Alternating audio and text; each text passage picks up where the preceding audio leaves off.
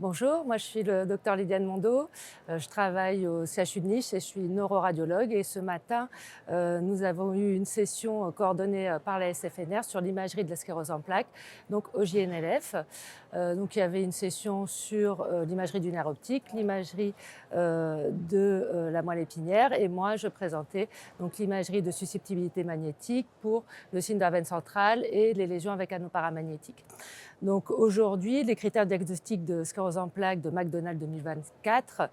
ont marqué une vraie évolution en incluant des biomarqueurs spécifiques d'IRM que sont le signe de la veine centrale, les CVS, et les lésions avec anneau paramagnétique, les PRL.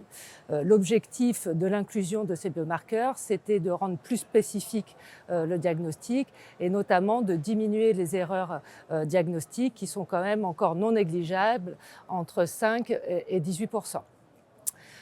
Donc les lésions avec le signe de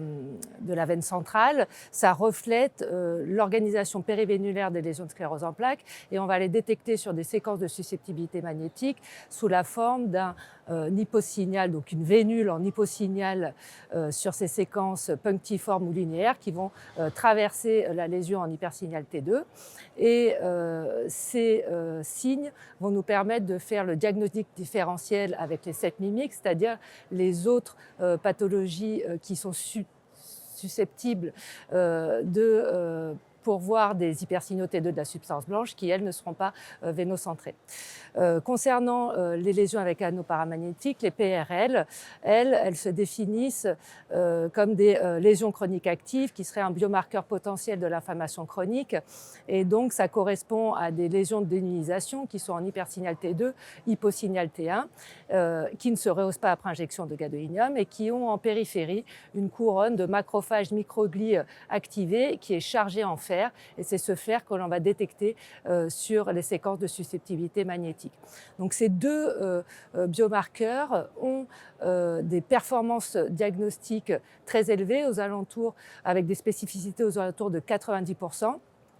Lorsqu'on utilise comme cut-off pour le signe de la veine centrale plus de 6 lésions vénocentrées et pour les lésions avec anneau paramagnétique au moins une lésion, donc au moins une PRL.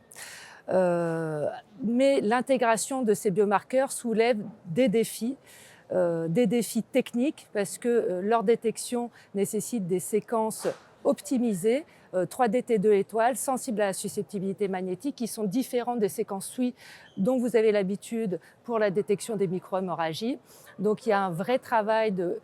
qui est en train de se faire entre la Société française de neuroradiologie et les constructeurs pour que ce type de séquence optimisée soit accessible sur tout le parc d'IRM et dans un temps acceptable en routine clinique. Et il y a un deuxième défi, c'est un défi d'interprétation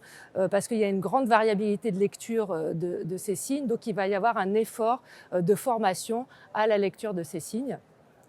Donc pour résumer, ces biomarqueurs, ça marque une avancée vers une IRM plus spécifique, plus proche de la physiopathologie.